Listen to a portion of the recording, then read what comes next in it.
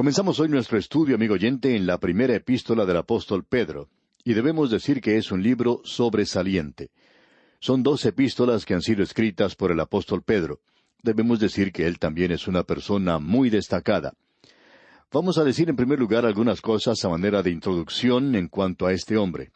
Algunas personas le han llamado el pescador ignorante, pero ninguna persona que ha pasado 3 años en el colegio de Jesucristo debería ser llamado ignorante. Y las epístolas del apóstol Pedro ciertamente confirman eso. Pedro trata con la doctrina y habla de temas bastante complicados, y esto puede apreciarse por el tratamiento que él da a grandes palabras del Evangelio, muchas de las cuales fueron reunidas al mismo principio. Y nosotros vamos a dedicar bastante tiempo a los primeros versículos de su epístola, porque en los primeros 3 versículos él habla de grandes doctrinas, de elección, de ciencia, de santificación, de obediencia, del amor de Cristo, de la Trinidad, de la gracia de Dios, y luego de la salvación y la revelación, de la gloria, de la fe y la esperanza. Uno no puede poner más doctrina en tan pocos versículos como lo ha hecho este hombre. Y él es a quien algunos llaman el pescador ignorante. No podemos estar de acuerdo con eso. Ahora debemos decir que es cierto que al principio era una persona torpe, chapucera y andaba a tropezones. Pero nuestro Señor Jesucristo, cuando Él le vio, le dijo, «Tú eres una persona muy débil ahora, pero de ti yo voy a hacer una roca. Tú vas a ser un hombre como una roca. Tú serás edificado en el fundamento del cual Cristo es la roca». Pedro presenta de una manera muy clara que el Señor Jesucristo es la roca sobre la cual se edifica la iglesia, y que no lo es Él mismo. Es interesante ver lo que Él hace. Su nombre significa roca, y Él dice de todos los creyentes que ellos también son pequeñas rocas. En el capítulo 2, versículo 5, dice Pedro, «Vosotros también, como piedras vivas, sed edificados como casa espiritual y sacerdocio santo, para ofrecer sacrificios espirituales aceptables a Dios por medio de Jesucristo». Él dice que cada creyente es un Simón Pedro. Y Simón Pedro nunca toma una posición elevada. Él se llama a sí mismo un apóstol al comenzar esta epístola. Él es sencillamente uno de ellos. Es cierto que en cada lista que se presenta a él se le nombra primero, y el Señor Jesucristo le eligió a él para predicar ese primer sermón en el día de Pentecostés, pero en ninguna otra forma él le dio otra cosa más que eso. Y Simón Pedro nunca pensó que él estaba ocupando una posición elevada. En esta primera epístola, en el capítulo 5, versículo 1, podemos leer, «Ruego a los ancianos que están entre vosotros, yo anciano también con ellos, y testigo de los padecimientos de Cristo, que soy también participante de la gloria que será revelada». Ahora Simón Pedro está diciendo, «Yo soy uno de ustedes». Él nunca tomó una posición elevada para sí mismo. Debemos destacar que probablemente él escribió estas epístolas después que Pablo había escrito las suyas, y esta primera epístola de Pedro fue escrita entre los años 64 y 67 después de Cristo, después que Nerón había llegado al trono de Roma. Ya había comenzado la persecución. Él escribió sus 2 epístolas en ese período de tiempo en particular. Ahora, el lugar desde el cual él escribió es algo interesante y también de controversia, y siempre ha existido una diferencia de opinión. Deberíamos decir que ese es el gran problema de esta epístola, aunque el liberal ha tratado de dejar de lado las epístolas de Pedro, especialmente la segunda de ellas. Cualquier erudito conservador puede presentar pruebas adecuadas de que las epístolas de Simón Pedro pertenecen al canon de las Escrituras. Se nos dice que el lugar desde el cual él escribió era Babilonia. En el capítulo 5 de esta primera epístola, en el versículo 13, Pedro dice, «La iglesia que está en Babilonia, elegida juntamente con vosotros, y Marcos mi hijo, os saludan». Ahora él tiene que estar en Babilonia por la iglesia. Hay aquellos que opinan que él está usando ese nombre de manera simbólica, en sentido metafórico y que indica Roma. No hay ninguna razón para que él haga eso, porque Simón Pedro es un apóstol. Él no está tratando con el lenguaje de esta manera. Juan, en el libro de Apocalipsis, hará algo así. Él está usando un lenguaje simbólico, pero Pedro no está haciendo eso. Pedro habla de una manera directa. Él no está utilizando o tratando con símbolos. Simón Pedro hubiera dicho Roma si hubiera querido decir Roma. Según nuestro juicio, Simón Pedro nunca llegó a Roma. No creemos que él haya visto a Roma alguna vez. Opinamos que él se encontraba en Asia Menor y ese era el corazón del Imperio Romano, pero él no fue el apóstol que abrió ese territorio. Pablo sí lo fue, pero Pablo nunca hubiera ido a Roma si Pedro hubiera ido allí antes que él. Pablo dijo de una manera muy clara que él fue a donde el Evangelio no había sido predicado anteriormente. Y Roma se encontraba en su recorrido, así es que pensamos que Pedro nunca fue a Roma, sino que Pablo fue quien hizo eso en realidad. Ahora, otro argumento válido de que Pedro no estuvo en Roma, sino en realidad en Babilonia, es la forma en que comienza esta epístola, los lugares que él menciona a los cuales él está escribiendo. Y en el primer versículo del capítulo 1 dice Pedro, Pedro, apóstol de Jesucristo, a los expatriados de la dispersión en el Ponto, Galacia, Capadocia, Asia y Bitinia. Si usted toma un mapa puede observar que estos lugares están en lo que hoy conocemos como Turquía o como Asia Menor. Él se dirige desde el oriente al occidente. Si él hubiera estado en Roma, hubiera sido algo incómodo o difícil dirigirse hacia aquel lugar y luego comenzar en el occidente y avanzar hacia sí mismo. Lo más común es comenzar siempre donde uno está y luego salir de allí. Si nosotros nos encontramos en la ciudad de Santiago de Chile, por ejemplo, y decimos que vamos a viajar hacia el oriente, entonces mencionaremos las ciudades por las cuales pasamos hasta llegar a nuestro destino. Mencionaríamos las ciudades por las cuales pasaríamos y no mencionaríamos esas ciudades de una manera al revés. Estamos seguros que usted no lo haría tampoco, así es que tenemos toda esta otra razón para creer que este hombre, Simón Pedro, se encuentra en la Babilonia real. Ahora usted debe recordar que en la época en que finalizó la cautividad en Babilonia, un grupo muy pequeño de judíos regresó a su tierra, diríamos menos de 60,000. Eso indica, por tanto, que Pedro aparentemente se encontraba en su ministerio con esta gente, y había una gran colonia en Babilonia en esa época. Amigo oyente, aún era una gran ciudad sobre el río Éufrates, y muchos habían permanecido allí. Y cuando comenzó la persecución bajo el emperador Claudio del Imperio Romano, eso no solo causó que Priscila y Aquila se dirigieran a Corinto, sino que provocó que muchos en esa tierra fueran a Babilonia, y también había comenzado la persecución de los cristianos, así como la de los judíos. Así es que había una gran colonia en Babilonia en esa época.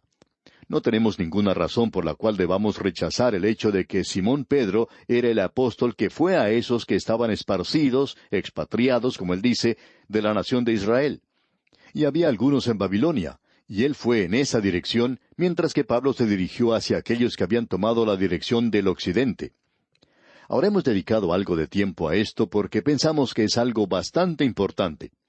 Simón Pedro trata estas grandes doctrinas que mencionamos, pero debemos decir que no las trata de una manera fría. Él ha sido llamado el apóstol de la esperanza. Pablo ha sido llamado el apóstol de la fe, y Juan ha sido llamado el apóstol del amor. Se enfatiza mucho en esta epístola la esperanza, pero nosotros opinamos que la palabra que nos da el tema de la epístola es el sufrimiento. Hay quienes encuentran gracia aquí, y ellos opinan que él enfatiza la gracia de Dios. Debemos decir que él lo hace, pero el sufrimiento y otras palabras afines que se mencionan es algo que se destaca, y se mencionan unas 16 veces. Y también la palabra esperanza siempre está relacionada con esto. La esperanza del creyente en épocas o momentos de dificultades sería un título muy apropiado para la primera epístola. Hemos dividido esta epístola de la siguiente manera: el sufrimiento y la seguridad de los creyentes en los primeros 9 versículos del capítulo 1. Luego, en los versículos 10 al 25, encontramos el sufrimiento en las Escrituras. Después, en los capítulos 2 al 4, tenemos el sufrimiento en el sufrimiento de Cristo. Y luego, en el capítulo 5, el sufrimiento en la segunda venida de Cristo. Así es que regresamos a este tema que hemos tenido antes, es decir, el sufrimiento de Cristo. Eso lo pudimos ver en la epístola de Santiago. También lo vimos en la epístola a los Hebreos. Por cierto que los profetas también lo han mencionado, y aquí lo tenemos como tema de esta epístola. Y será tratado de una manera un poco diferente. Este hombre habla de una experiencia muy abundante. El Dr. Layton, en su libro sobre esta primera epístola del apóstol Pedro, presenta algunas opiniones que se aplican a Simón Pedro. Quisiéramos mencionar esto porque creemos que tiene algo de valor. Es algo frío y sin vida, dice el Dr. Layton, el hablar de cosas espirituales en simplemente un informe. Pero cuando podemos hablar de ellas como que son nuestras, habiendo compartido un interés en ellas, y tener alguna experiencia de su dulzura, el trato de ellas tiene vida. Se enriquece con una creencia firme, con un afecto ardiente. No se puede mencionar sino como algo que sale directamente del corazón y son tomadas con tal alegría como si se le obligara a expresarlo en alabanza. Hasta aquí lo que dice el Dr. Layton. Y vamos a encontrar que en el medio del sufrimiento, Simón Pedro enfatiza el gozo. Aquí queremos indicar algo que opinamos es de suma importancia en el presente. Tenemos muchos predicadores jóvenes, maravillosos, jóvenes expositores. Los apoyamos 100%.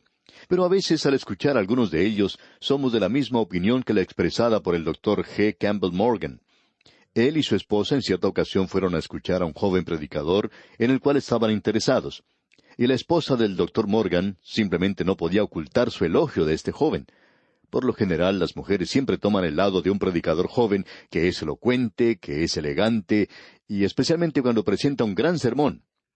Pues bien, después de la reunión, ella hablaba elocuentemente de este joven predicador. Y ella dijo, por cierto que es un gran predicador. Ella se dio cuenta que el Dr. Morgan no le respondió. Y por último ella dijo, ¿no crees que él es un gran predicador? Y el Dr. Morgan dijo lo siguiente, él será un gran predicador después que sufra. Ella pensó que era algo extraño que él dijera algo así. Pero ese joven descubrió por su propia experiencia lo que era tomar una posición por Cristo. Él tuvo que contemplar cómo sepultaban a uno de sus pequeños hijos, y él tuvo que padecer otras cosas, persecución, problemas en la iglesia, y luego de bastante tiempo, el Dr. Morgan y su esposa fueron a escucharle otra vez, porque estaban muy interesados en ese joven predicador. Cuando salieron de la reunión, la esposa del Dr. Morgan no quiso hablar mucho porque tenía temor que él volviera a hacer un comentario cáustico sobre lo que ella dijera. Así es que al salir, ella le preguntó por fin qué era lo que él pensaba.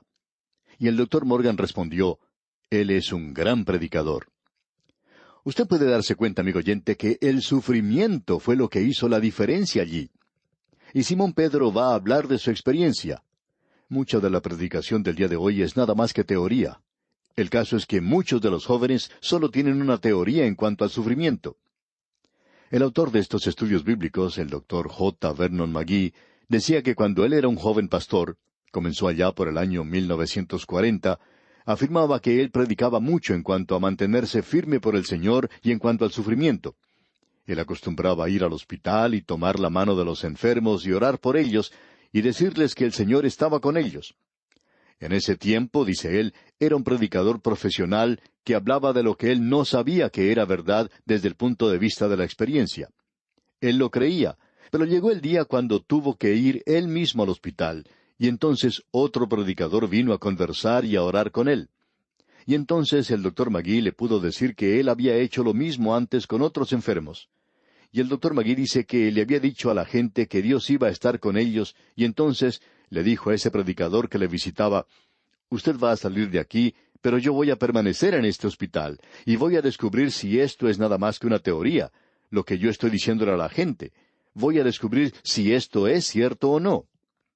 Y amigo oyente, uno descubre aquí que es cierto, pero ahora ya no es una teoría. Ya es una realidad, es cierto lo que la palabra de Dios dice porque uno lo ha experimentado en carne propia. Ya no es necesario discutir con la gente en cuanto a estas cosas porque uno sabe que es cierto. Uno no necesita discutir con nadie en cuanto a si la miel es dulce o no lo es. Y es dulce, y no es necesario discutir en cuanto a eso. Si usted no cree que es dulce, bueno, eso es asunto suyo. Pero en cuanto a nosotros, sabemos que es dulce porque la hemos probado. Y ahora, amigo oyente, Simón Pedro nos va a hablar desde lo profundo de su gran experiencia. Lo que pensamos que va a hacer de esto algo maravilloso para nosotros es que llegará a ser su experiencia, amigo oyente, y la mía también. Llegamos, pues, a la primera parte de esta epístola que trata de la conducta y el sufrimiento del creyente. Hablando francamente, debemos decir que hay muchas personas que nunca han tenido esto hasta hoy, ese sentimiento de seguridad. Amigo oyente, la seguridad es una doctrina. Yo llegué a creer en Cristo, pero pasó mucho tiempo hasta llegar a tener una seguridad en cuanto a mi salvación. Y hay muchas personas que creen en la seguridad del creyente, pero no tienen ellos la seguridad de su salvación. ¿Por qué? Porque el sufrimiento y la seguridad de los creyentes van juntos. Y el producto de esto es gozo. ¿Puede usted imaginarse eso, amigo oyente? Producirá gozo en la vida de los creyentes. Veremos ahora el primer versículo de esta primera carta del apóstol Pedro, y eso es algo que tiene mucho significado. Leamos. Pedro, apóstol de Jesucristo, a los expatriados de la dispersión en el Ponto, Galacia, Capadocia, Asia y Bitinia. En primer lugar, hablamos de su nombre. Él es una roca. Ya hemos pasado Pentecostés. Y este hombre ya sabe lo que es tomar una posición por Cristo. Él ya sabe lo que es ser arrestado y llevado a la cárcel. Él ya sabe lo que es ser amenazado. Ya sabe lo que se encuentra delante de él y que es la cruz. Él va a ser crucificado. Él sabe de lo que está hablando.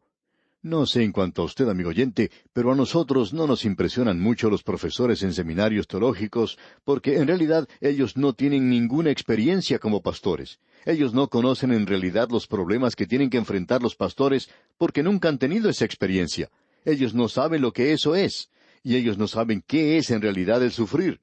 Así es que cuando ellos presentan alguna teoría, nosotros sentimos el deseo de acudir una vez más a estas páginas de la primera epístola del apóstol Pedro.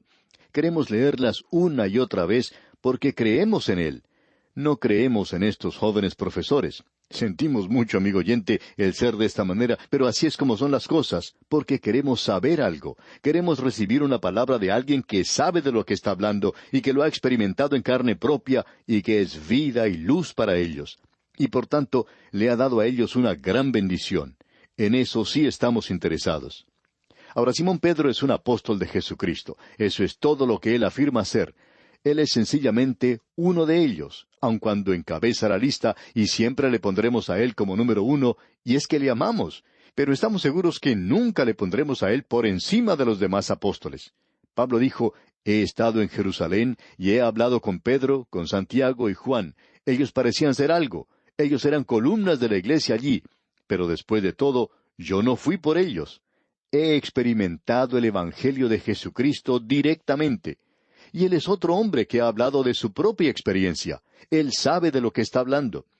Y Pedro está hablando a los expatriados de la dispersión a través del Imperio Romano. Esta gente era judía. Ellos eran llamados los de la dispersión, es decir, aquellos que ya no estaban en la tierra de Palestina.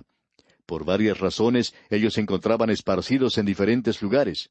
Usted puede ver que el apóstol Pablo, en su segunda jornada misionera, quería ir a Bitinia, pero el Espíritu de Dios no le permitió hacer ese viaje. Pensamos que él no sabía que Simón Pedro ya había estado allí, y el Espíritu de Dios estaba enviando a Pablo a lugares donde antes el Evangelio no había sido predicado. Estos son lugares que, si usted observa en un buen mapa de aquel día, usted encontrará que todo se encontraba en lo que llamamos Asia Menor o Turquía moderna. Se encuentra en diferentes zonas de esa sección, y él está escribiendo para esa gente para los cuales él era apóstol. Ahora Pablo era apóstol para los gentiles. Simón Pedro era el apóstol para aquellos creyentes de Israel, para aquellos que se habían vuelto a Cristo en aquel día. Ahora, en el versículo 2 de este capítulo 1 de su primera epístola, dice el apóstol Pedro, elegidos según la presciencia de Dios Padre en santificación del Espíritu, para obedecer y ser rociados con la sangre de Jesucristo, gracia y paz os sean multiplicadas. Aquí tenemos una doctrina y tenemos bastante de doctrina en esto. Por ejemplo, tenemos la doctrina de la Trinidad. Aquí tenemos a elegidos según la presciencia de Dios Padre en santificación del Espíritu para obedecer y ser rociados con la sangre de Jesucristo. No me diga, amigo oyente, que la Biblia no nos enseña en cuanto a la Trinidad. Usted lo puede encontrar por todas partes. Pablo lo enseñó, Pedro lo está enseñando aquí. Él está hablando en cuanto a que la gracia y paz os sean multiplicadas. ¡Y qué cosa tan tremenda, amigo oyente! Bien, hemos llegado a la primera de las doctrinas, la elección. Y esperamos no desviarnos de esto. Y vamos a presentarle, amigo oyente, una declaración, pero no lo podemos hacer hoy, sino que lo haremos, Dios mediante, en nuestro próximo programa. Así es que usted tendrá que esperar hasta entonces. Es nuestra oración que el Señor le bendiga en forma especial.